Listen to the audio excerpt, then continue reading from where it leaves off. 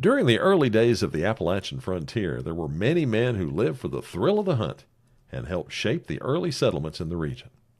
Many became legends like Daniel Boone. Others simply shaped local history. Today we tell the story of a man who traveled with Boone and who has a mountain named after him in southwest Virginia. That man is Elisha Wallen, and his name is another one of the stories of Appalachia.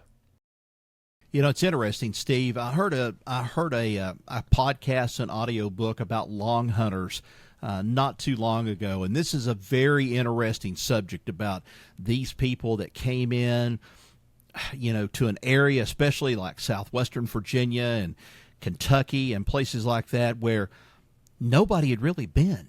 Nobody had been there except probably the Indians that had been, you know, those were the only people that were there. And telling these stories about how incredible some of the things that they were up against with this. This is just, you know, it's mind-boggling. People cannot begin to imagine how mind-boggling this whole thing was if you were one of these long hunters back in, you know, this time around the 1700s, late 1600s, early 1700s. You were basically in the wilderness. Mm-hmm. I mean, the only other people there were Native Americans, and there weren't that many Native Americans that actually lived in southwest Virginia and eastern Kentucky because that was considered hunting land. Right. That was fought over, okay? So it was just like virgin territory to go into.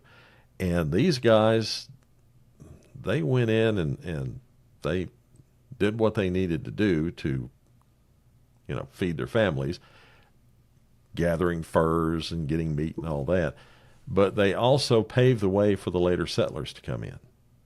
Well, now, we got to also remind people, too, you know, they may have had good intentions, you know, trying to go and, like you said, hunt and everything else for their families and so forth.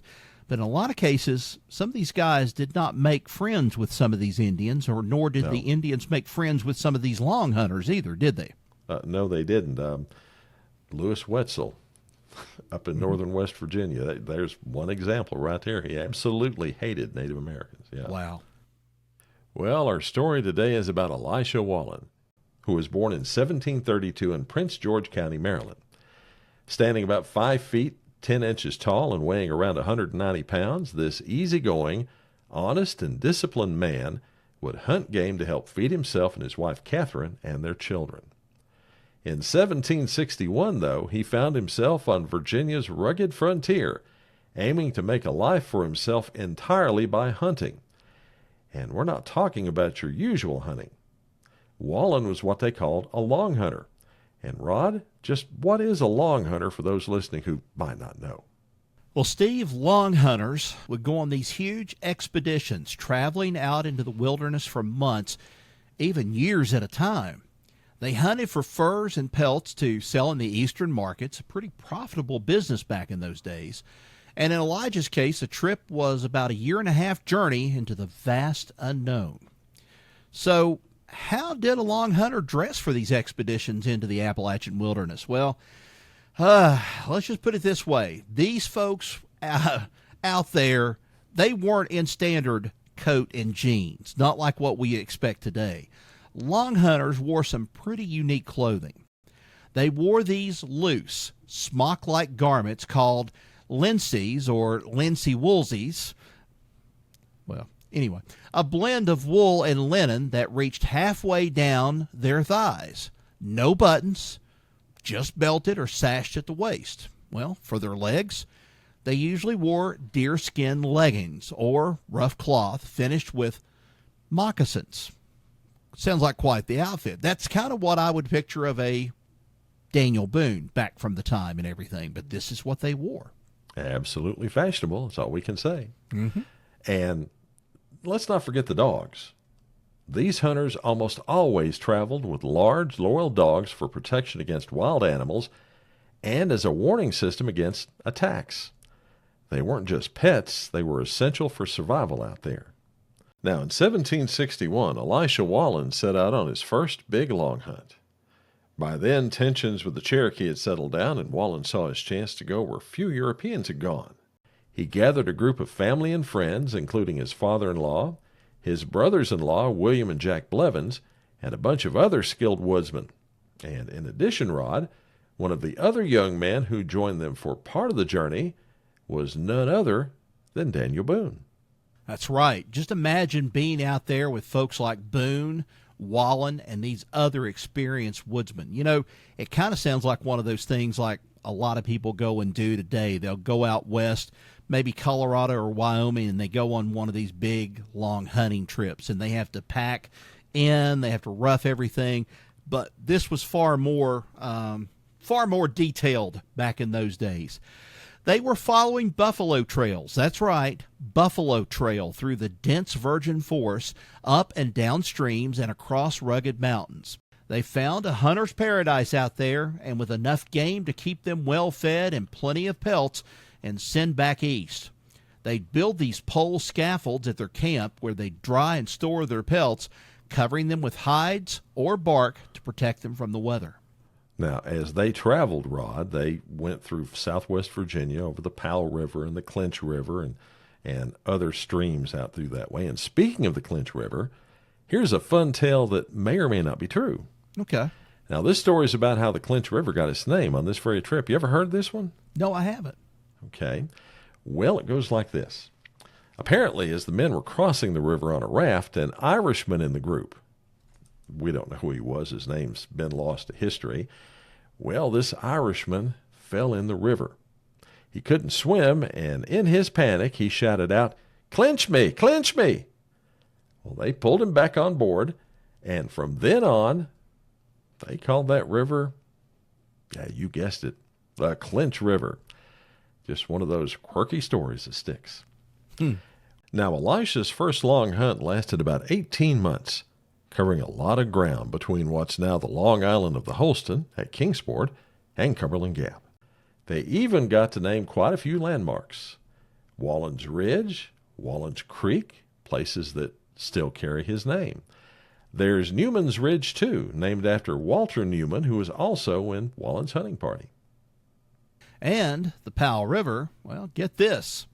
It was called Beargrass River, named by Dr. Thomas Walker, who explored the area decades earlier. Along this river, Walker's companion, Ambrose Powell, had carved A. Powell into many trees, sort of like Daniel Boone and I Killed a Bear Here. Well, his party came upon those markings so often that they just started calling it the Powell River. Not a Powell River, but the Powell River. And Wallen's career as a long hunter didn't stop with that first trip. In 1762, he embarked on his second long hunt. This time he traveled through Flower Gap, over Iron Mountain, and down the South Fork of the Holston River to Elk Garden.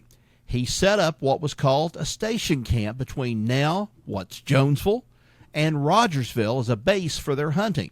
Pretty broad area right there. Well, those stations, like the one set up by, you guessed it, Joseph Martin, became vital places for other hunters and settlers coming through.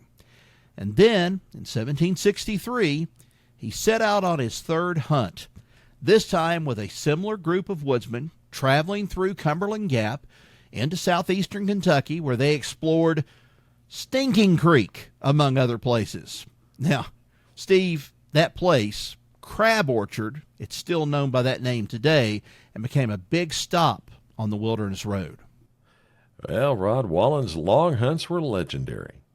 News of his successes encouraged others to follow in his footsteps. For many settlers, fur trapping was a practical way to bring in extra income to support their families, in addition to farming. And his influence didn't end with hunting. In 1767, Elisha was elected captain of the county militia for Pittsylvania County, Virginia, serving under Major Theophilus Lay. Then by 1772, he'd moved to Botetourt County, that part of which later became a part of Wythe County. But with the Revolutionary War on the horizon, Elisha picked up his family and headed west, settling on the Appalachian frontier, where his adventures continued. Over the years, he moved around what we now call Virginia and Tennessee. He moved to Powell Valley, then moved to a spot north of Knoxville, and eventually ended up in Granger County, Tennessee, at least for a while. That's because Wallen, like many of the other long hunters out there, including Daniel Boone, was involved in a lot of legal battles over land ownership, some of which he lost, which would force him to move again. At least one of those cases, Rod, happened in Washington County, Tennessee, and was heard by none other than Judge Andrew Jackson himself. Wow. Well, eventually, he settled on land that's now a part of Lincoln Memorial University in Claiborne County, Tennessee. He was even foreman of a group responsible for laying out a road through Claiborne County up to Cumberland Gap. And he also built a cabin near Wallen Station between Kyle's Ford and Jonesville. In the spring of 1811, he made one last move to Missouri. He passed away there January of 1814 in Washington County. Quite the life he led, full of adventure.